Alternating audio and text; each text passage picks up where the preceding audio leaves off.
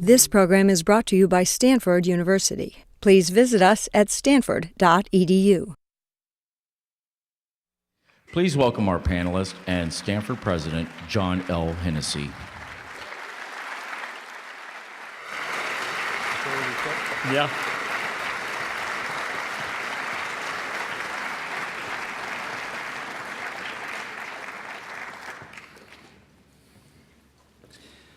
Good afternoon, and thank you for coming to join us this afternoon. I'm especially delighted to see so many of you and to see so many of our faculty, students, and a number of our local government officials. Welcome to all of you.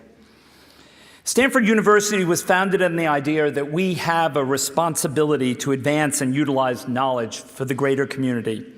And we have a long history of incubating new ideas and helping to put them to work in the real world. Recently, the economy has created challenges for all of us, universities included.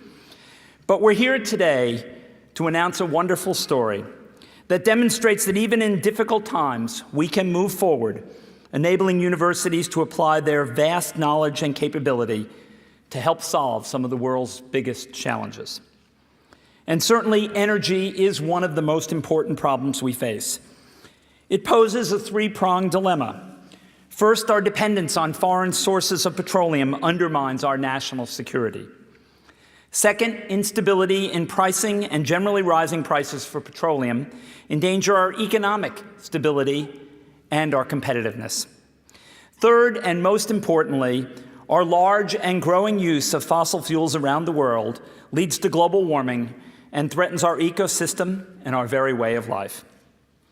As president of Stanford University, it gives me great pleasure to announce that the university, in partnership with a group of visionary individuals, will launch an important new research institute focused solely on finding solutions to our global energy issues.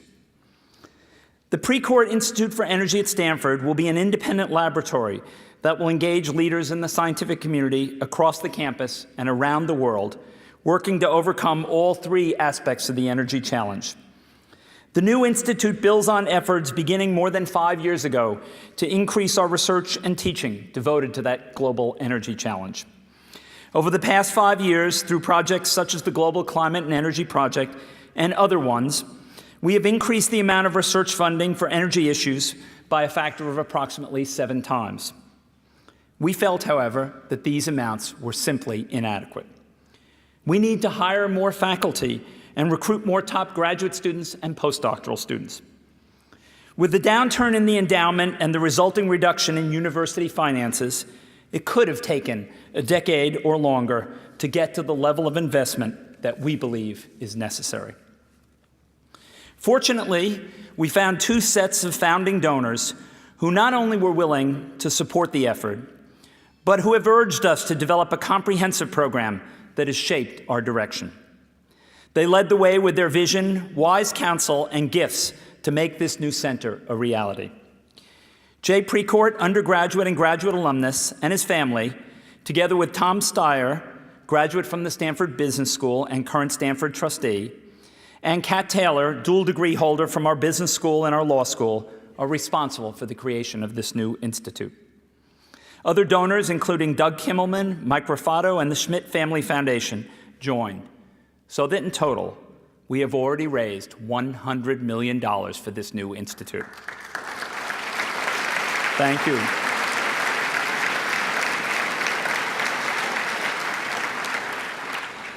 The Precourt Institute for Energy, initiated by a $50 million gift from Jay Precourt, will be a broad-based effort to attack the problem of providing energy in a sustainable fashion for a growing world. Existing efforts, including GCEP and the Center for Energy Efficiency, will be included in this activity. And we will establish relationships with other interdisciplinary programs on campus, including the program on energy and sustainable development, activities at the SLAC National Accelerator Center, and more than 20 departments across our campus. A major new center, the Tomcat Center for Sustainable Energy, funded by a $40 million gift from Tom Steyer and Kat Taylor, will focus on the challenge of moving to a future where renewable energy is both economically competitive and environmentally friendly and becomes the energy source of choice. This center will explore new technologies with the goal of making renewable energy cheaper than fossil fuels, as well as policy approaches that will accelerate a future based on sustainable energy. This is a complex and long-term undertaking that will engage the minds of hundreds of faculty and thousands of students in the years ahead. But our success will impact millions, if not billions, of lives across our planet. A key to making a new initiative like this successful is wise and experienced faculty leadership. We had such an individual at Stanford. Lynn Orr, a 24-year veteran of our faculty, a distinguished scientist, a great teacher, former dean of the School of Earth Sciences, and the inaugural director of the GCEP project. There was no one better at Stanford, there was no one better in the country to lead this new effort. And Lynn has agreed to serve as the inaugural director for the Precourt Institute. So now I'll turn the podium over to Lynn, who will say a few words and then introduce our panel. Lynn Orr.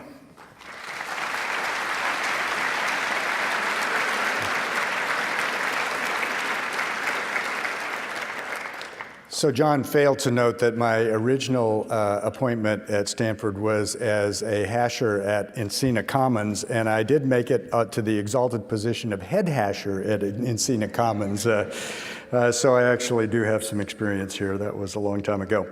So let me just tell you a little bit about the activities of the Institute. It's only possible to create an institute like this because we have an extremely talented group of students and faculty all across the university.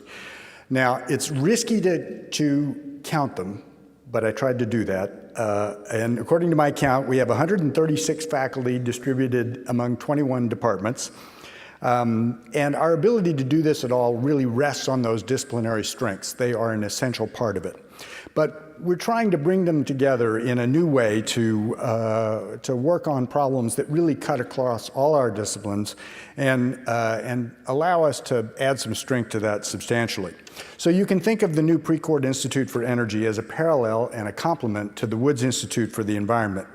Both of these organizations work on problems of great societal importance and do it with talented students and faculty across the whole university. So let me talk briefly about the components.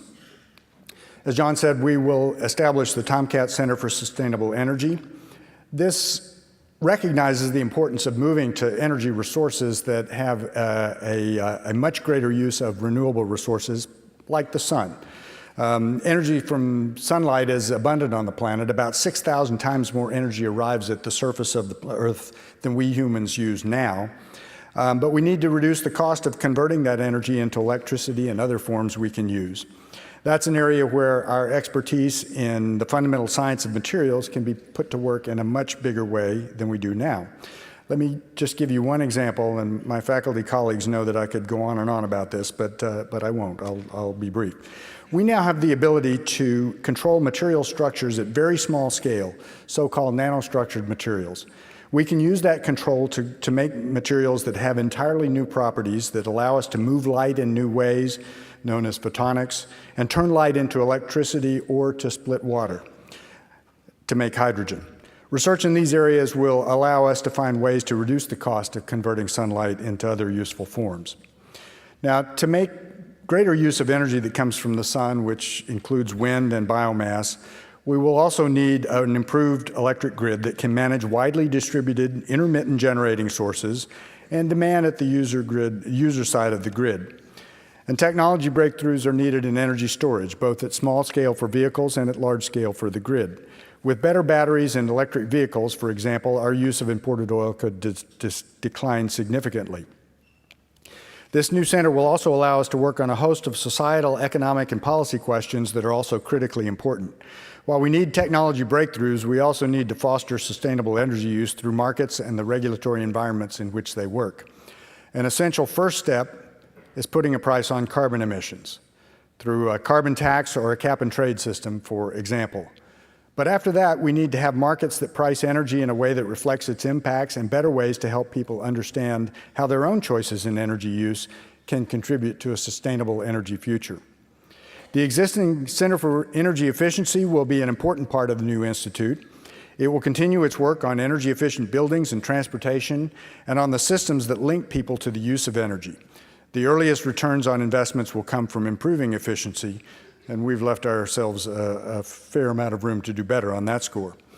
The Global Climate and Energy Project will also be part of the new institute.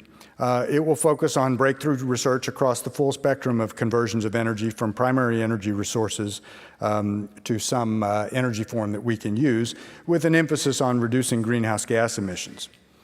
So how will we use the resources that John mentioned? We will establish 5 new endowed professorships. With careful use of matching funds, it'll be my job to pry those resources out of the deans. We should be able to make 6 to 8 new faculty appointments in critical areas of research and teaching. We will create 20 new Stanford interdisciplinary graduate fellowships in energy. Those fellowships will help us attract and support the most talented graduate students around to work on energy research. Similarly, we will establish competitive postdoctoral fellowships to allow us to deploy talent at that level too. We will create an energy research innovation fund that can provide seed funding for 2-year projects that can explore new ideas in energy conversions. As a first step and to kick off the activities of the new institute, we will conduct a competition for new projects with funding of $2 million this spring. We will also use the institute to take a detailed look at the way we teach about energy across the institution, both at the graduate and undergraduate levels. We've been working hard on expanding course offerings in energy, but we can do better. So the new institute will allow us to work much more effectively on the spectrum of energy research, from the basic sciences to technology to end-use efficiency, and with a healthy dose of markets, economics, social behavior, and policy as well. The energy challenge is a big and very important one, but it is just the sort of challenge the students and faculty at Stanford should tackle with enthusiasm. We are very grateful for the support that makes it possible for us to do that in this way. Thank you.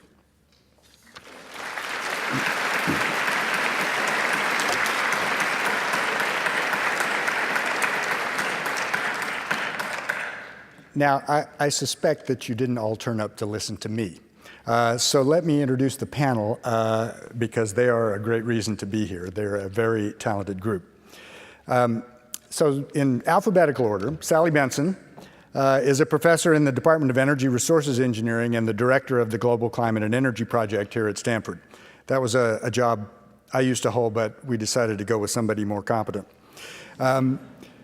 Of course, GCEP will be an important part of the new group. Now, we swiped her from the Lawrence Berkeley National Lab, where she was the Deputy Director for Operations and Associate Director for Energy Sciences.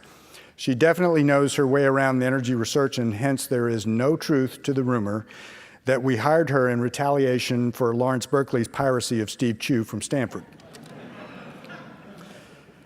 John Doerr is a partner at Kleiner, Perkins, Caufield, and Byers, where he sponsored a series of investments in companies that you might have heard of: Compaq, Cypress, Intuit, Netscape, Lotus, Millennium Pharmaceuticals, S3, Sun Microsystems, Amazon.com, Symantec, and Google. You have heard of some of those, right? He's been heavily involved in investing in green energy startups, and he shared his expertise in that area with Congress last week. Today, we're hoping that he'll do so with us. Eric Schmidt is CEO of Google. He has led the growth of Google's considerable infrastructure and product development and its substantial efforts to make its own operations more energy efficient and to make renewables less expensive than carbon-based fuels. He's been advising the Obama transition team, and I will hope he'll advise us, all of us here as well. Jim Sweeney is a professor in the Department of Management Science and Engineering and director of the Center for Energy Efficiency. It's currently called the Precourt Institute for Energy Efficiency, but it will become part of this new institute, and that will be a very important part of it. He's been engaged in energy research here at Stanford since 1972, and he's been working with the state of California to assess the economic feasibility of potential reductions in greenhouse gas emissions to meet the requirements of AB 32. Jane Woodward is CEO of MAP, a private firm focused on acquiring and managing natural gas royalty interests and renewable energy royalty interests, primarily associated with commercial wind and solar projects, all onshore in the U.S. Setting an example for all of us, MAP applies its own internal carbon tax to its activities, and much of that supports student teaching about energy here at Stanford. Since 1990, Jane herself has been a consulting professor here where she teaches classes on energy and the environment. So we have a very good group. Let's jump right in.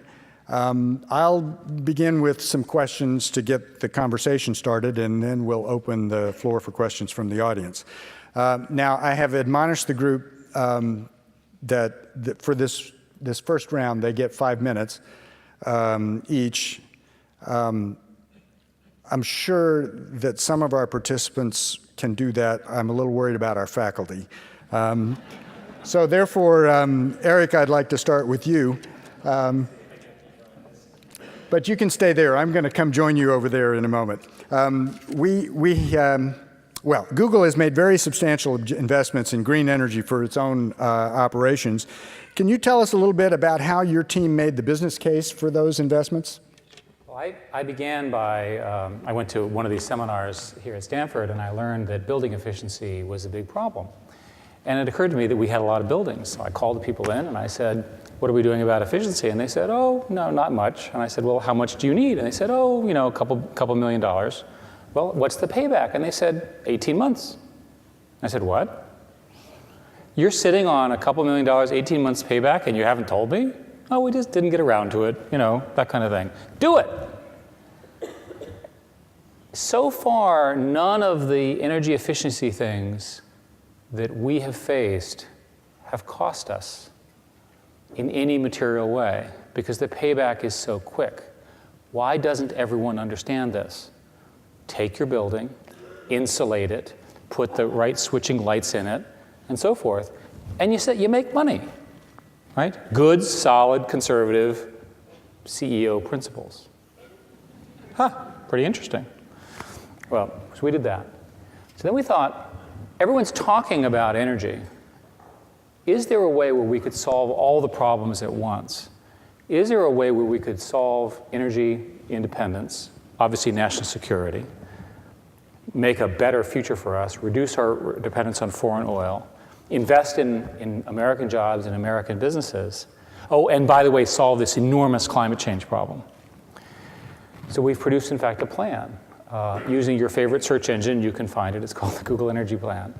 And basically, it goes like this. Over 22 years, if you simply implement what the Precourt Institute is working on, just as a matter of rebuilding America's energy infrastructure, you ultimately save $1 trillion. How do you save $1 trillion? By investing in all these incredibly expensive renewable energy things and so forth, and hybrids and so forth. Well, it turns out it's relatively simple. Simply hold energy per capita use constant going forward in all 50 states, the way California has done since 1973, through regulation, which is relatively easy to do and easy to adopt. All of a sudden now, you don't have to build all those incredibly expensive plants, and you could take that money and apply it to wind, solar, enhanced geothermal, all of which is going to be done in your center. The math is close now to making them cost neutral, not quite, with subsidies they are in some cases. But the important thing is that plus the grid gives you an opportunity for half of the energy problem. The other half you do with transportation. And you do that with a combination of biofuels, again, something Stanford is doing very well in, as well as the use of various complex combinations of hybrids. And the combination of those with lower weight, greater efficiency means less fuel use. Less fuel use savings pays for the whole conversion. You can convert half the cars. So my point is, we sit here all day, we say, isn't it great that Stanford, right, has been investing in this, knows it, and it's going to apply to 5% of the problem. I say to you that this opportunity is 100% of the solution, not a 5% solution. Great. Well, that actually is a perfect introduction to ask Jim Sweeney to say a few words about energy efficiency research here at Stanford. It'll be an essential part of the new institute. Can you just tell us something about the most important barriers to increasing efficiency of energy use and how we get past those? Eric has just told us that there are $100 bills lying around all over the place if we would just go pick them up. So how do we do that? Eric is absolutely right on. The opportunities for saving energy in a way that's economically attractive for the individual corporations and the individual homeowners are profound. The estimate, my own personal estimate, or the estimate that came from the American Physical Society's recent study on energy efficiency, suggests maybe 30% of our use of energy could be reduced over maybe 10 or 20 years from what it would have been otherwise by things for which the benefits exceed the cost for the individual decision makers. So that's the $100 bills. But if you have $100 bills laying on the ground and nobody's picking them up, it probably means they're glued down on the ground pretty tightly. It's not obvious often how to start getting them picked up. And this is where we get in a lot of the work from social sciences, where we try to pay serious attention to the behavioral issues. On the supply side, my simple model is if you get the technologies right, the economics right, and the regulations right, you're going to be able to solve the problem. On how we use energy, we have 350 million people in the United States alone. We extend to the rest of the world, many, many more, making decisions without the depth of information that Eric was talking about. And without that information, you're not getting large decisions. So what are some of the managerial, social science issues that we can think about? Well, first thing I say behavior.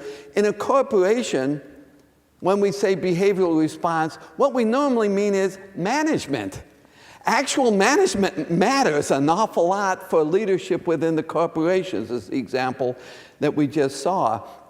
But if you think about an analogy, we've known as a nation for many, many decades that smoking is harmful. And yet, just saying that didn't stop people from smoking. It took a set of coordinated parallel efforts that started changing behavior. First, and you might want to think of that as a parallel here for energy efficiency. First, I agree with something that we heard a few moments ago. You've got to get the prices right for carbon prices, and you've got to get all of the other incentives right. Second, you've got to have what we call agency problem solved. Somebody's making a decision that's good for them but not good for the final user. One wonderful example of that is in electric utilities that make decisions, instead of making decisions on energy efficiency that will help their customers, they may make investments that get more revenue for them, even though it's, quote, on behalf of their customers. Decoupling matters. Education matters, local decision-making. Just as in smoking, we had a concerted effort of warnings, taxes, prices, local education, information. I think we're going to need all of those things in order to solve this problem of 350 million people making the right decisions. Sally, it's your turn. You lead a wide-ranging research program aimed at reducing greenhouse gas emissions from energy conversions. Can you give us some examples of where you think real research opportunities exist for the next generation of technologies? Sure. Thanks, Lynn. I want to start off with the good news, and that is that there's no shortage of energy resources on Earth. There's no shortage of energy resources, and I think we often lose sight of that there's abundant energy in the sun, in the wind, in geothermal energy, renewable energy resources. There are vast accumulations of chemical energy stored in fossil fuels, and there's nuclear energy stored in radioactive materials. And together, and even each one of these is a tremendously large energy resource. So as we think about the challenge and the opportunity here, it's not to find energy supplies, it's to find a way to convert those available energy resources in a way that's environmentally sound and affordable into valuable energy services that we need. So as an example, if you think about renewable energy resources, the sun, the wind, very large resources, but the sun shines when it shines and the wind blows when it blows. So the challenge is to make that energy available when and where we need it. And if we look at the fossil fuel resources, abundant domestic resources, in the case of coal in particular, what we need to do is find a way that coal can be used in an environmentally friendly way and such there are no carbon dioxide emissions and that we can eliminate traditional air pollutants. So this is the challenge. Again, we want to find ways to take these abundant resources and make them available to provide all of the energy services that we come to know, lighting, heating, cooling, cooking, transportation, communication services. So I think now we need to harness that same kind of ingenuity that over the past several hundred years gave us the electric generator, the steam engine, the transistor, the internet. Take this ingenuity and harness it to create an energy system for the 21st century and beyond. So what are some of the exciting possibilities that are being worked on? Well, solar energy to start off with. You mentioned that there was 6,000 times more solar energy than humans use. Well, that's a tremendous amount of energy. The trick, though, is to find a way to make solar energy less expensive, because today it is more expensive, and also to find a way to make it more efficient. Today's solar conversion technologies are well below the potential theoretical limits. So what we're finding is scientists and faculty and students are working on nanomaterials, nanoscience that allows atomistic control over the solar absorption and electron transport properties of the materials. And one example, we have a whole portfolio of projects that would enable a solar cell to be 45% efficient or greater. Also working on the other end of the spectrum, really expensive solar cells that you could print with an inkjet printer. Just a phenomenally imaginative idea. And also, wouldn't it be wonderful if we could make liquid fuels from solar energy? And we have scientists working on finding ways to split water, make hydrogen that can be used either as hydrogen or other fossil fuels. Wind is also extremely important and sort of probably not so well-known aspect of our energy system is that the growth of wind worldwide has been tremendous, about 30% over the last year. And there's potential for much more wind power, particularly if we continue to develop advanced power electronics, advanced materials, and improved grid integration strategies. So I named 2 renewable energy resources, very exciting. However, we have an electric grid today that was built about a central station power model where we had very, very large power generators and that electricity flowed out to homes through transmission and distribution lines. But in the future, we can imagine a very different grid where we have much more distributed generation and we have much more intermittent generation. So we're going to need a much smarter grid. We're going to need multi-level communications. We're going to need advanced power electronics, and we're also going to need things like grid-integrated, very large-scale energy storage that will help smooth out the fluctuations in the electric grid. And there are great ideas in all of these areas that are being pursued today. Biofuels, there's a lot of discussion of biofuels these days. If we can find a way to make growing biofuels climate friendly, and if we can find a way to make the life cycle efficiency better than it is today and lower the costs of conversion of cellulose to biofuels, these too can play a big role in our energy future. So one of the projects we're working on at GSEP is to find a way to convert the woody parts of the plant into biofuels more efficiently. So I went to Canada one time, and it was in the dead of winter, and it happened to be a day that was like 40 degrees below, 40 degrees below. Turns out centigrade and Fahrenheit are the same at that temperature. And anyway, I came up there, and I was going to talk about solar energy. I was really excited about solar energy, and it got dark around 3 o'clock that day, and I just said, oh my goodness, these guys think I'm going to be delusional. So anyway, so I think it is also very important that we find ways to where needed and where appropriate to use fossil fuels in a climate-friendly manner. So technologies like carbon dioxide capture and storage are extremely important. The idea is that instead of letting the CO2 go into the atmosphere, that you capture it, you compress it, and you inject it back underground for permanent sequestration. So that too, I think, is important, particularly with the sobering fact that 50% of our electricity comes from coal today. And a rapid transition, though certainly there are many advances in renewables, but having the technology of carbon dioxide capture and storage would make a big difference. So anyway, there's just tremendous possibilities across the board.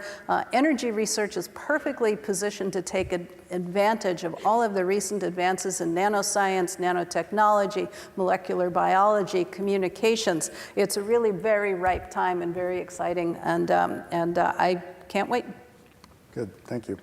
So, Jane, Sally described lots of cool things to work on. So there are going to be plenty of opportunities, but we're going to need some talented people to put all this to work. You've been teaching Stanford undergraduate and graduate students about energy for almost 20 years. And you have lots of experience in the energy arena. How has student interest in that area changed over that period? Such a wonderful softball question for me, and I'm so grateful for it. She has no opinions on the matter, so I hope there are hundreds, if not thousands of you in this audience who feel like I do, which is this is one of the best days of my life. I am so excited about what these donors are doing for Stanford and what the institution is prepared to do. So there's a good solid gaggle of us. Lynn tells me there's these amazing, and it's so exciting, 137 faculty who are touching energy at Stanford today. But when I started teaching 20 years ago, it felt like there was just a little club of us. That wasn't to say that there weren't a lot of people interested in the topic. But when you dial back 20 years ago, some of people's biggest interest was really a grand awareness around environmental problems, and we hadn't tuned into global warming and climate change at that point. But we'd shifted from a world that when I took the class I've been teaching for 20 years, 30 years ago, we all thought we were running out of everything, which Sally very appropriately said, we're not. That's not the issue. So 20 years ago, student interest really lay with the idea that we had environmental issues. And people started entering back energy through the back door of the environment. And my dear, wonderful, remarkable colleague, Gil Masters, at the time 20 years ago, was teaching literally hundreds of students classes. His class was Environmental Science and Technology, one of the most popular classes on campus. 20 years ago, when I started teaching, I literally was a little worried about whether people knew how to spell the word energy, and I was very generously housed in the Department of Petroleum Engineering at the time. And out of a kind of freak idea I had to make sure someone would show up to my class, I actually was so desperate, I hired an airplane to fly over campus and drag a banner around that said, take energy resources, learn about energy. And thank goodness I did that, because out of the 40 students who showed up, 35 of them had seen the plane. So, so the good news, I really sit before all of you as someone who's cared deeply. I said to someone, other than my family, my friends, and my business, which I'm in love with, all of those things, energy education at Stanford is the most important thing in my life. So that's why I say this is such an exciting day. But let's go back to the story. What about student interest? Because it's really student interest that's fed my passion for this all along. So you go 20 years ago, students' main interest was around the environment.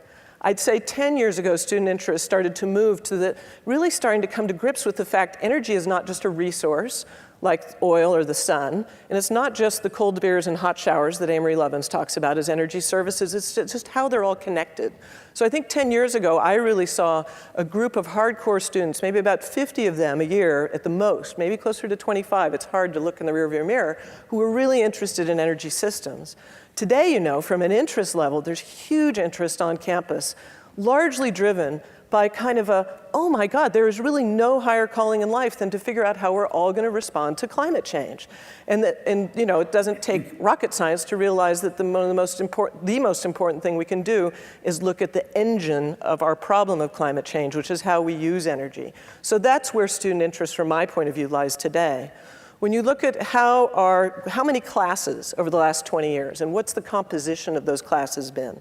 So again, I had to send up a plane to start my first class. Gil was teaching in the beginning hundreds of students environmental science and technology. 10 years later, so 10 years ago, where we were, was I was teaching about 50 students every fall, and I didn't have to put up a plane to get them to show up. So that was a great relief. It was a little embarrassing to do that, to jumpstart a class in the first place. You have to remember, I'm a lecturer. Tenure track faculty would never be caught dead doing, alive or dead, doing one of those pranks to get things started. I started teaching a class 10 years ago called The Coming Energy Revolution, really in response to what we all, at least those of us close to the topic, hoped was coming. And again, I had twice as much interest in that class than we had space. By then, Gil had moved on from his environmental science and technology class. He was eyeing what he thought was retirement, and he'd created a sister set of classes, energy efficient buildings and electric power class. Both classes had about 50 students a year in them. And at about that time, two friends of mine, Mike and Diane Ming, and I decided that we would create a visiting professorship at Stanford because we realized there weren't enough classes at the time to address at least some of the energy problems that students were interested in. So we had visiting professors at Stanford for about 5 years after that. Today, again, so really, as you all know, interest in energy classes and student resources around energy at Stanford over the last 20 years have kind of gone like this, and now they're going like this. I pinged Gil over the weekend. I said, so how many students are in your energy efficient buildings class this year? And it's 150 students, double what he had last year. So the student response is incredibly strong. I just want to give a couple other senses of things because I know our time is short, but you think 20 years ago, degree offerings for students interested in energy, not necessarily some of the specific disciplinary subdisciplines that are all very important, but basically Gil, with some help from myself and a few other people, for the first 15 years of the 20 years we're talking about, we really, and some of the people that came out of this effort are remarkable and are great leaders in the energy arena today, but we shepherded a pipeline, largely Gil, of individually designed majors to accommodate this kind of cult-like interest in energy systems that I talked about before. The really exciting thing today is the degree options for Stanford students range from master's and PhD in our IPER program, which is a very exciting program. We've got bachelor's and master's earth science, energy track in earth systems. We have an atmosphere and energy program that has bachelor's and master's tracks to it. Management science and engineering, which Jim is an important leader in. There's a new master's program that's offered there. So we have an almost exploding or bubbling degree activity going on. And all these things add up to the fact that now is the time for this institution, for this organization that's going to pull this all together and make it really, cohesive for students, because they honestly are really interested in an efficient path, which is they want to come into Stanford once either already determined to pursue energy as a subject area, or they come in through the back door of climate/environment and decide they want to do it. And they want to understand the world as it is today as quickly as they can, because they know the reason they're here is they want to change it. And so part of our opportunity, I think, is to think about how can we make more efficient the baseline of understanding the context of where we are, because I got to tell you, the students we get in our classrooms today, they are some of the best warriors from an academic point of view, and from these are people who really, really want to change the world. So, one of the things Lynn's heard me talk about, and many other people, just 2 more points, and then I will zip it, but student activity, I would say for the first 15 of those 20 years, it was classic, organic, grassroots, wonderful Stanford activity. Today, again, we have an explosion of interest. I think there's 12, 15 different student groups. The most visible one is something that the 11th Hour Project did a great job supporting, the Energy Crossroads, which launched this, nationally, if not globally visible, wonderful conference a couple years ago, where the students, it was really a cry to action to say, listen, we want to engage the corporate community, the government community, our faculty, our research here, and we want to have a way to convene thought leaders, and we want students to see what an important place Stanford is for thinking about energy and our planet. So really exciting. And then Students for Sustainable Stanford, the GSB, I've been stunned by the fact, which I'm an alum of the GSB, and I'm so proud. They have over 100 students at any given time involved in their energy club. So this student activity is there, and my final point and pitch is if you looked at student advising needs, which I spend a lot of time that I probably should have been spending running my company, and I have hired some people on my staff to help provide student advice, that 20 years ago, student advising was manageable. If you say, what was it like 10 years ago? It was strained.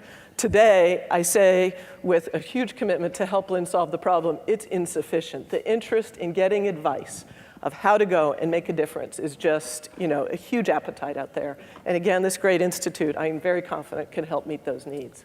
We'll do our best. But next time, Jane, could you be a little more enthusiastic about the teaching?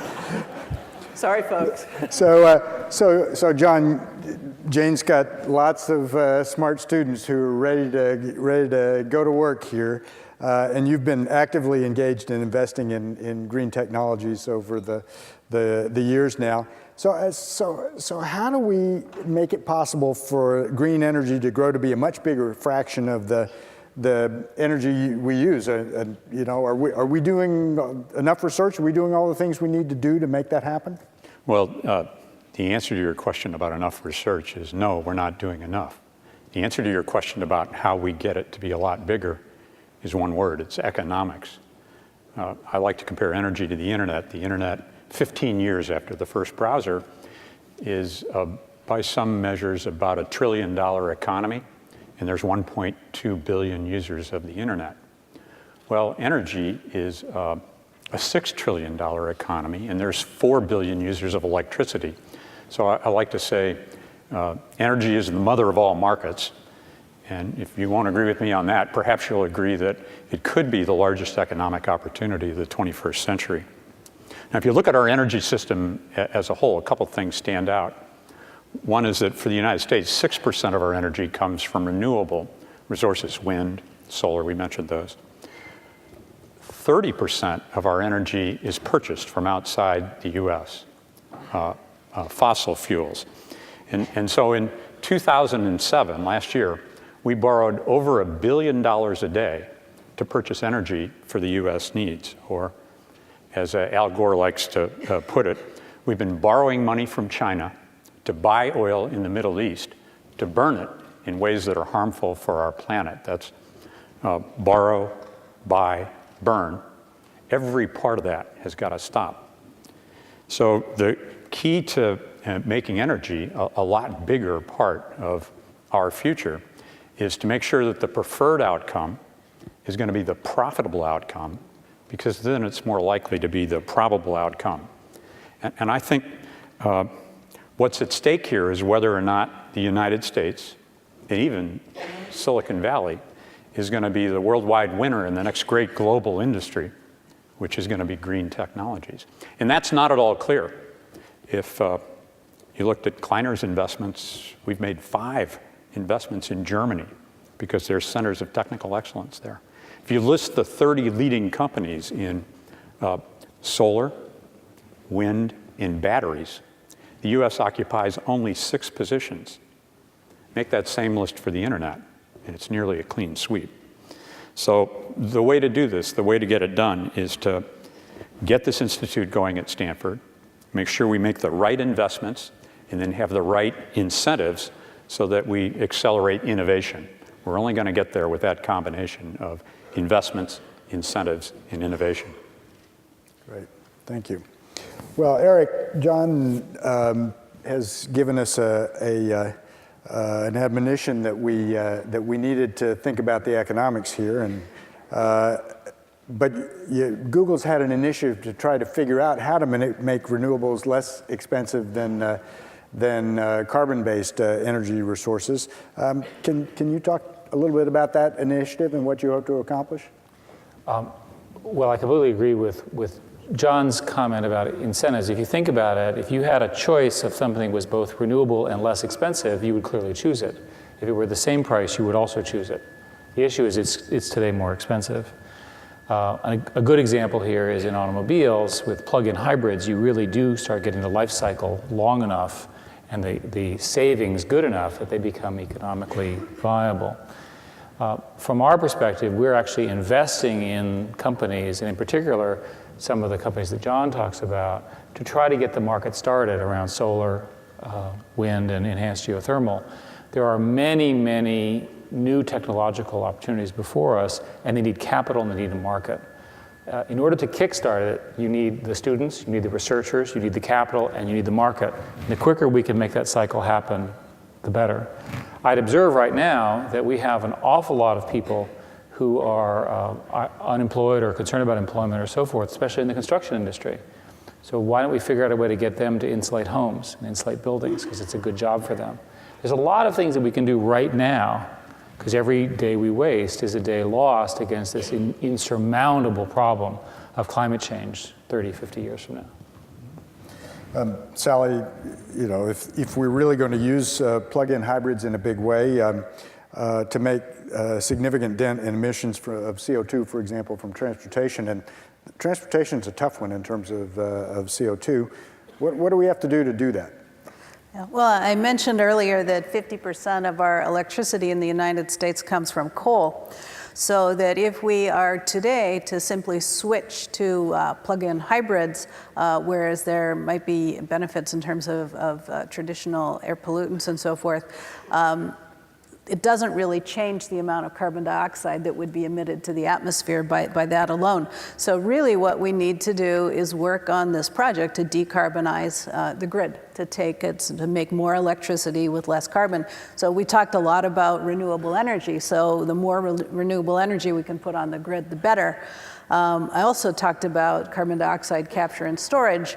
And that's an area where it's a newer technologies in some ways, and it's costly and it's energy intensive. And whereas we have large storage or sequestration resources, they're really unproven. So we need to move quickly on all fronts, research into renewables, more rapid deployment of renewables, and more rapid research to prove out whether carbon dioxide capture and storage can actually make a difference. But I agree with you, the transportation sector is really challenging, and I think we not only need to work on strategies that move towards electrification, but in parallel we have to have competitive approaches of other ways of taking carbon off the vehicles. So what about batteries? Did anybody want to talk about batteries? John, you might want to say something, or Sally? Sure. Batteries are a holy grail of green technology. There's been very little improvements over batteries for a long period of time. But if the microprocessor is the brains and hearts of the personal computer, the battery is going to be the foundation technology for advanced automobiles. And the United States isn't even in that race right now. Mm-hmm. We buy them from Asia. Yeah. Today, I think Lutz announced that General Motors is going to make cells as well as battery packs for the Volt. But we're not in the game. There's a number of really exciting breakthroughs, including at least one that I know of here at Stanford, but energy storage is very, very important. Sally, do you want to say a word about battery stuff? Well, yeah, not only is it important for transportation sector, it's also very important for incorporating more renewables into the grid. So in GSAP, this is one of the important areas we're working on, and there have been very exciting developments in components of batteries that could perform up to 10 times better than technologies that are available today. But that's very fundamental research, and we have a long way to go in terms of converting those to real products. So, Jim, transportation, of course, is one of the key ways we Californians contribute CO2 to the atmosphere and use energy. You've been working with the state on how the heck we're going to get to the AB 32 requirements. What can you tell us about where things stand on that and what the best possibilities are? Well, in the short run, that's over the next 5 or 10 years, we can accomplish a large amount of the carbon reduction through having people move to either smaller cars, less high performance cars, less acceleration cars. So it's the behavioral choices that people make of the amount of cars. One of the challenging things that the state is going to be taking on is working with local communities and regional authorities to try to start restructuring where people live and what the transportation systems are. If you have moved to electric vehicles, that as Sally suggested, still use right now a large amount of carbon dioxide because the electricity that they use is coming from fossil fuels. You can much more effectively reduce carbon dioxide by things that cause people to actually have fewer vehicle miles. Now, again, it gets down to very complicated systems. It's a tax system that causes cities to be developed the way they are. It's the regional authorities that create some regional plans. It's how industry is located relative to where residential areas are located. And it's even as simple things as facilitating and encouraging carpooling and carpooling systems. So that I think we have a two-pronged solution. One is on the technology, and we've had a lot of stress on the technology here. That's absolutely essential, those technological solutions. But then it's the utilization of that technology. How much we utilize that technology is going to be really fundamental. And in the transportation system, you can get a very fuel-efficient vehicle, but if you can't move it on the congested road, you're still going to have a disaster. So you need to look at the overall system, not simply the individual technologies. Okay. So, John and Eric, here's a question for both of you. John, you spoke to Congress last week, and Eric, you've been advising the Obama transition team. So what'd you tell them? I told them actually 6 things. The first is to use this Economic Recovery Act to stimulate and make sure we accelerate a unified national smart grid. We're going to spend hundreds of billions of dollars on infrastructure. I submitted that's a more important infrastructure than the next highway that's ready to go. Second, that you got to put a price and cap on carbon. And while I favor a carbon tax that's revenue neutral, no net new taxes to the American people, it's clear they're going to try to implement a cap and trade regime. I actually think we could do both, and they each have their own merits. The third thing is that we ought to get a national renewable portfolio standard at the national level, which would say that 20% of our electricity by a point in time, and increasing, would come from renewable resources. The fourth thing I looked for was a set of utility regulations and incentives so that our utilities would be the most powerful partners we could have in the world to drive to this zero carbon environment. Because as a businessman, gosh, utilities have 100% market share. They have incredible cash flows and low cost of capital. So anyone who thinks that the government is going to do this without the private sector is wrong. More money flows through markets in a day than all the governments in the world in a year. So get the utilities as partners. And California is the best example of that. And we got to get serious about funding research, especially in green technology and other incentives. Last year's federal funding for renewable R&Ds was less than $1 billion. And by the way, most of it was to national labs, not to universities. That's less than one day's revenues for Exxon, which is only the 17th largest energy company in the world. So it's near criminal. Where do we convene the war crime trials that is such a low number? But the sixth and final thing that I said is, in all this work on energy, absolutely do not overlook the investments we got to make in education.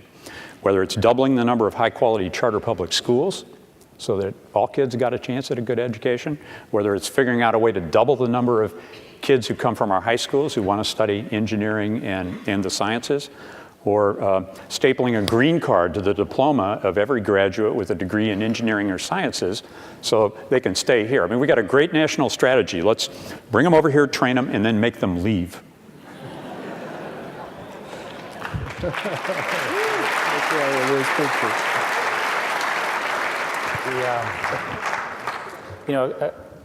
A crisis is a terrible thing to waste, and we have one heck of a crisis right now. I think everybody sees it in the papers and you understand it, and now is the time to act. When things are going really well, it's very hard to develop the political consensus to really make the kinds of changes that John, I think, so ably pointed out. So my message has been, act now. You won't get it right, you'll make some mistakes, but if you don't act now, it's not going to fix it. And do it in the context of the other political objectives that you have, which have to do with employment, to get America working again, And the analogies here are obvious to the things that occurred after the Depression, although we're certainly not in a depression. But the important thing is that the government has a role both to set proper regulation and also set the right incentives. The incentives that John talked about. In a regulatory, the regulations are not that complicated. An example would be that it's been very difficult to get the grids to actually get upgraded. So you could have an incentive where you get a national right-of-way if you have renewable portfolio standards in both states. There are lots of clever ideas like that that could get things to move more quickly. The energy industry moves relatively slowly by comparison to the world I come from. It needs to move a lot faster because we have so little time. Yeah, so Jane, actually this fits into something I wanted to ask you, and that was that your company invests in royalties associated with natural gas and wind and solar. Are you, given the current state of the credit tax equity crunch, can you still do deals? Can you still, are you able to get grid access to do this kind of stuff? So asking about our business is always a little bit tricky because we have a very, very unique business. But we have access and visibility to seeing all the wells that are getting drilled for natural gas in the United States and all the turbines that are going into the ground for wind. And we definitely have a significant credit crunch, which has caused a lot of people to go, and then tax equity, which is a fundamental element in the way we operate right now in terms of financing renewables, which that's a whole big topic in and of itself. There's all of a sudden been a huge compression in the availability of tax equity because it depends on people being profitable and needing to shelter their taxable income. And that goes back to how we've structured renewable energy incentives. And so again, as Eric points out, there's nothing like a crisis to prompt us. There's been a lot of people who think there is a better way to provide incentives and financial structure to the renewables industry. So I think that discussion's being added to some of the other economic stimulus and renewable policies that are being rolled out. But it's fascinating to me to see that just at a global level, at a national level, natural gas is an interesting fuel to bet on or to think about, because on one level, it's a very serious greenhouse gas. On another level, Chris Flavin and lots of other people would coin it as the prince of hydrocarbons. That is a transition fuel to moving to where Sally and others talk about where we would like to go as quickly as possible to renewables. One of the things that everybody's focused on a bit until our grid gets quite as smart as we'd like it to be is we're seeing a trend actually of more wind farms getting sited with a new gas power plant right next to it to help provide that stability to the grid. I mean, most Americans don't know that probably for the last 10 years, the #1 source of incremental electricity in our country is natural gas. There's a forward market in natural gas turbines that would surprise most people, where you have to lock them down now if you want to put them in the ground a few years out. Most Americans don't know that the #2 source of new electricity installed in our country the last 3 years is wind. Why? It's because even without some of the policy measures we have, where the wind exists, where it gets built, is the cheapest form of incremental electricity. So it's really exciting for me to hear about our new renewable component of what this institute's going to be doing, and that it's going to be driving for renewables to be cost effective. But we have the confidence that we have one renewable source of electricity I think we can get national consensus on that's very economic today. So some of the financing aspects of it, Lynn, are kind of experiencing a hiccup right now, but crisis, and I feel like what we see, our business actually is benefiting, I have to say quietly, from what's going on in the industry, because there's a Darwinian effect that when you get this shakeup of the tax equity shifting and the credit affecting, the strong companies prevail. So we're going to see some consolidation that's forcing companies to focus on the very best resources, and that actually will have some benefits to it. So there's some short-term pain, but long-term gain. And I think if you look back at 2008, one of the most exciting things for me is the most conservative, least likely people in our country were standing up and saying, we're going to have 20% of our electric power mix being wind within 20 years. And there's basically a consensus you can put your hands around on that gives me enormous confidence that we'll actually blow that away. Cool. Let me add that there are a number of proposals that have not yet been approved either by the Congress or by the President-elect, which are of the form of essentially federally chartered renewable energy banks. And roughly you capitalize them with some number of billions of dollars, and then they loan money out at low interest rates. And because, as you pointed out, there's enough $100 bills around, It looks like those models will serve the same function, for example, as something called the Farm Credit Bureau that was established in 1916, Sally Mae and some of the other groups that were established in the 60s and 70s to provide low-cost capital for socially desirable institutions. So people are thinking about this credit issue, and again, we need to move now. Any one of those is better than nothing. We're going to end up with a better outcome, actually. So, well, I'm about to close this portion of it and open it up to questions from the audience. But, John, I'd just actually like to finish with you and ask you to tell us about the most promising technologies you see out there that might be coming into the marketplace in the not too distant future. What are you excited about? Well, everywhere you turn, you see opportunity, and so maybe I'll mention 3 or 4 of them. There's advanced third-generation solar cells that will meet or beat today's grid electricity prices without any kind of subsidy. In fact, I read a survey that recently said there's 200 solar startups in the United States, and I think 100 of them in Silicon Valley, so much so, given the size of the markets and the possibilities for success, we might sit here a decade or 2 from now and call this thing Solar Valley instead of Silicon Valley.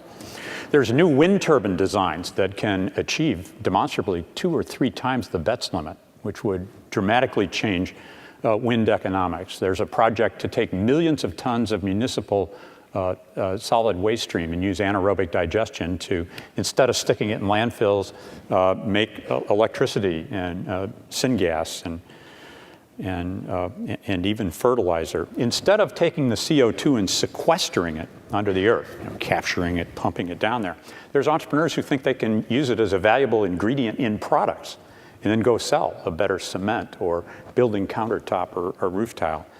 Solid state lighting, next generation fuels.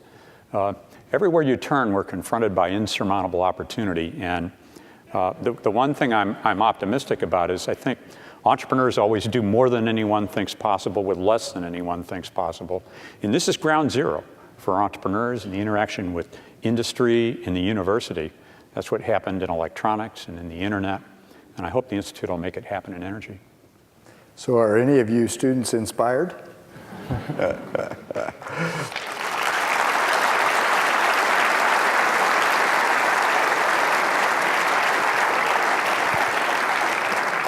So we have a few minutes for questions. I'm told, I can't see hardly anything out there, but I'm told that there are some microphones out and around, and so if you can, I see one here in the center.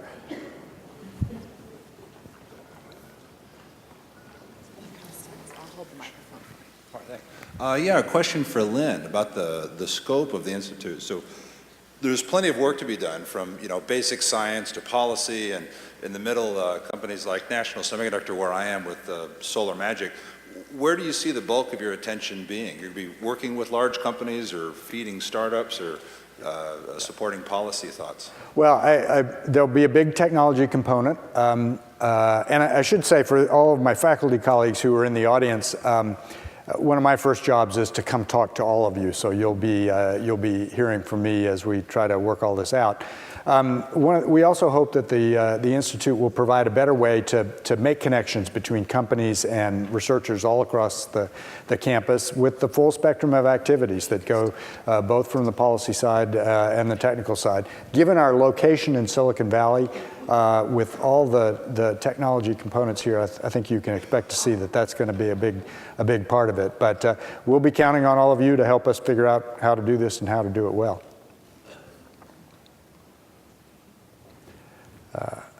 Let's see, how about over here? It's a pleasure to be here. My name is Ernest Garcia. I'm a 1960s graduate from Cal Berkeley. It's very nice to be here at Stanford.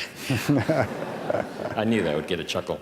I'm a director at an organization called the U.S.-China Green Energy Council. In November, we had a very successful conference in Beijing. My question, will there be at the new Precourt Institute a China outreach component? Well, I can say a word about that. We actually, through the GSEP program, have been doing some work in China as well. It's clear that China has a huge role to play in the in the future, and in particular the future of energy. John Hennessy mentioned China in his remarks as well. Exactly how we're going to do that, I don't know yet, but it is absolutely for sure that we have to think about China. Just to interrupt briefly, as well. So I have a class, China Energy Systems, where we have 60 students take the class and 30 go to China for 2 weeks. I know Jim, and I'll let him pipe in. There's amazing interest at the student level on the opportunity to work together and have various exchange efforts, and we're seeing fellowship opportunities for students to be moving both directions. And so my guess, again, we're early in the game, is that Precourt's just going to help that bloom further. So I just wanted to make sure you knew there are actually many elements of China-U.S. partnership already happening around energy at Stanford, which is great. Right. And we have a program through actually Management Science and Engineering Department, but it's heavily linked to what the Precourt Institute, now I guess it's called Precourt Center now for Energy Efficiency, has, where we have 30 members of the Chinese central government coming for 3 months here to get educated on public policy decision making and public policy issues. We've done this for 3 years now. There's the highest level, I guess, is a justice of the Supreme People's Court of China.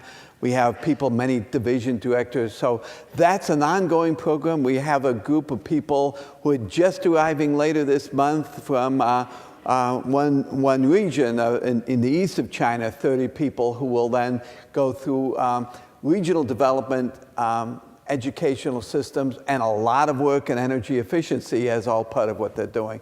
So the intensity of interaction with China, I think, will continue, but it's really going on very strong right now.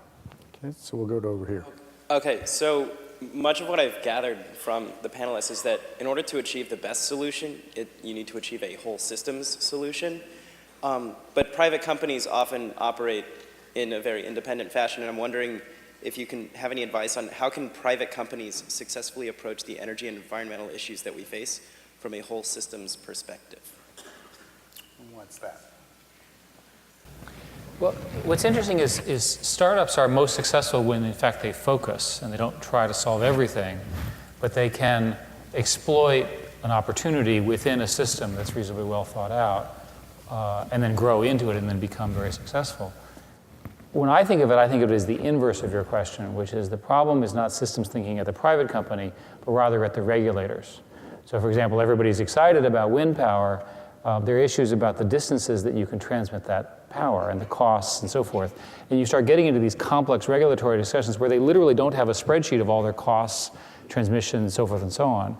Because there's not a coherent model of how energy works, because there isn't a map of where things are, what the costs are, what you should incentivize them, people are making locally optimal but globally suboptimal decisions. That has to get addressed. And it has to be addressed by relatively simple rules at the public policy level that everyone can agree to. And that's, I think, where we really are. The entrepreneurs are really going to find these great pieces. So they'll figure out a way to build a better battery or a better fuel source or a better solar panel. The issue is if you get the solar panel and you can't connect it into anything, then fundamentally you're not going to get the scale that John talked about. Good. How about over here? I thought the comparison with the problem of cigarettes causing health problems was very well thought out. We are going to have a lot of difficulties doing this because there is not a consensus. There are a lot of people in Washington and around the world who wish to see the United States continue to be dependent on imported oil. The Saudi Arabian government in particular has hired many lobbyists and has paid off many American politicians in order to prevent the programs we're talking about today, so as to continue a situation where the United States has no choice but to prop up conservative governments in the Persian Gulf. So is there a question lurking in there? Yes. The question is, to what degree are you going to be able to deal with the political issues that are going to frustrate and undermine your attempts to build a new energy economy? Jim, I think that's closest to your area of expertise. Yeah, first of all, We at Stanford don't have the political clout of the same sort of revenues that you're describing, but we do have a bully pulpit.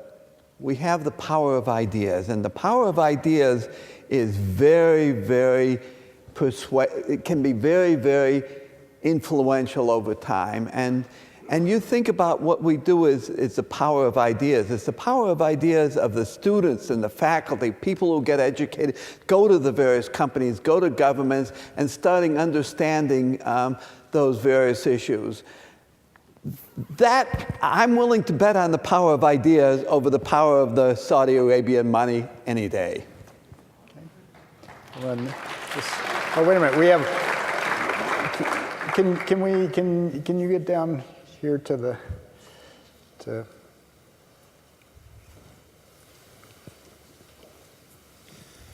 First of all, I want to congratulate President Hennessy and all of you in the panel and others at the university for giving such a high-level concentration of talent as an alumnus. I'm very, very proud to be here today and to congratulate all of you. The question, Mr. Panetta, before he was taken back to Washington by the new president-elect, gave a talk at the governor's conference on climate change down in Beverly Hills.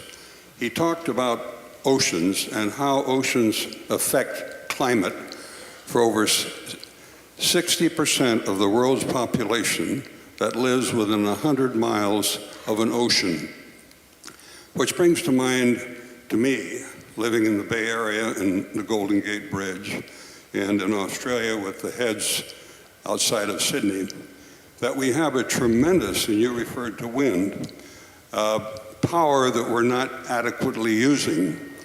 And I'm thinking of the tides that are in oceans all around the world within 100 miles, we'll say, of this 60% of the world's population. Is there anyone here that would like to refer and make some comments on the possibility of using tides as a source of energy? Yeah. Sally, you want that, or Sure. Jen? Yeah, so I didn't talk a lot about tides and waves, basically marine power systems. And one of the things we've studied at GCEP is what is the total amount of energy that's available from all of these different sources. And whereas tides and waves may have some particular benefits in particular communities, when we look at the worldwide potential for waves and tides, there just isn't that much usable work in them. But that's not to say they can't be very important in certain places, and there are good tidal power systems today. So it's important, but compared to, for example, the sun and the wind, it just isn't so large. On the general theme of the oceans, the majority of the CO2 ends up in the oceans over time. And we are in the process of, for example, destroying all of the coral that's around in the world. And there's concern that much of the coral will be gone within 20 years. We're also changing the ecosystem, especially in the near ocean, the part of the ocean that's near the beaches as you described, in such a way that large amounts of biodiversity and marine diversity is going away. This is roughly the equivalent of destroying the Amazon without noticing it, because we can't see underneath the ocean. So your question was very apt. If there is, in fact, significant sea level rise, of course, the majority of the deaths come from the things that occur in the coastal cities, and the cities are built near the oceans because 100 years ago, that was the only way you could get anywhere, and that's true especially in the third world. So I believe that with climate change and with energy, the ocean is often forgotten, but is in fact much more central than people think. And I would encourage people here who have research interest in this to pursue it. I think it's the next great one after the agenda that we were talking about today. And there is a Center for Ocean Solutions as part of the Woods Institute for the Environment that has that set of topics very much on its agenda as well. Over here, I know we're going to run out of time before we run out of questions, so go ahead. A considerable amount of your discussion here today is centered on transportation and the various options for the future, be it electric cars or different kind of derivatives of that, say hydrogen cars, things like that. But I haven't heard you guys mention the role of public transportation at all. And for example, to get 100 million plug-in hybrids on the road at a cost of about $30,000 per car, that would mean about $3 trillion of investment from the public. And that, combined with Obama's infrastructure plan and the needed improvements to the highway system and the bridges systems and all of the automobile infrastructure, could come to maybe $4 trillion or more in the future. And I just want to know, do you guys think that this is truly the most effective use of our resources and the most sustainable use of our resources, or should there be more of a role of public transportation and high-speed rail and things like that? Who wants that? Jim, you would? Well, I believe that we've got to pay attention to utilization, how much we drive, not just the vehicles we drive in. That's clear. However, in designing it, a lot of the easy solutions for transportation turn out to be not so easy when you try to put them together. A lot of the rail systems people have talked about work really well in very highly densities, don't work as well in less dense areas. Sometimes bus transportation, and including even fixed lane bus transportation is more appropriate. So I think the thrust of your question, though, is, that I take it, is don't just think about the technologies of the private automobile, but think more broadly of the system about how people move and when people don't have to move. For example, I have, with great delight, in the last month, avoided 2 trips to Sacramento and 1 to Washington, D.C. by using the internet through conferencing and sitting at my office. That's also a way that we can communicate and move without actually physically moving. That all has to be part of the solution. Well, time is going on, so let's do one last question over here, and then we'll thank everybody for coming. Thank you. My name is Hayward Robinson. I'm the mayor of Menlo Park and also a graduate of the School of Engineering a while back. Actually, follow up on that last question, because I also listened very carefully and never heard the word transit. I heard talk about land use and the need to be smart about that, and we certainly are hearing that at the local level. But I really want to ask our Silicon Valley colleagues, how do we get the innovation engine that is Silicon Valley working on the public transit problem?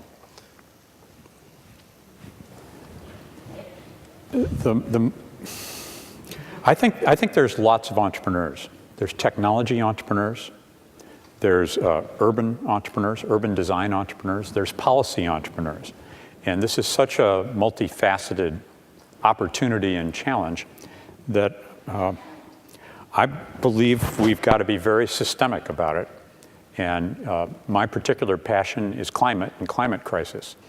And if you look at the root of the problem, there's only 6 regions of the world that matter. And there's only 6 sectors of the economy that matter. And one of those is urban systems. And among urban systems, the only region that really matters is Asia. The largest single trend on the planet is urbanization. We're going to go from 2 billion people living in cities to 4 billion people living in cities, a doubling over the course of the next 40 years. So how it is they move people around in Beijing and in all the new cities that are built in Asia is the fundamental question. There's very innovative approaches to it, but what I'd suggest to the entrepreneurs here is focus on the large part of the problem and then figure out how to work in that system, in that economy. The techniques we'd use to affect BART in the Bay Area are very different than what you do to try to get an urban system, an economic one, a scalable one, adopted in Beijing, Shanghai, and the rest of China. Well, that brings us to the time when I need to say thank you to all of you for coming. Thanks for your good questions, and thanks in particular to our panelists this afternoon who've given us a great snapshot of what might lie ahead. Thank you all.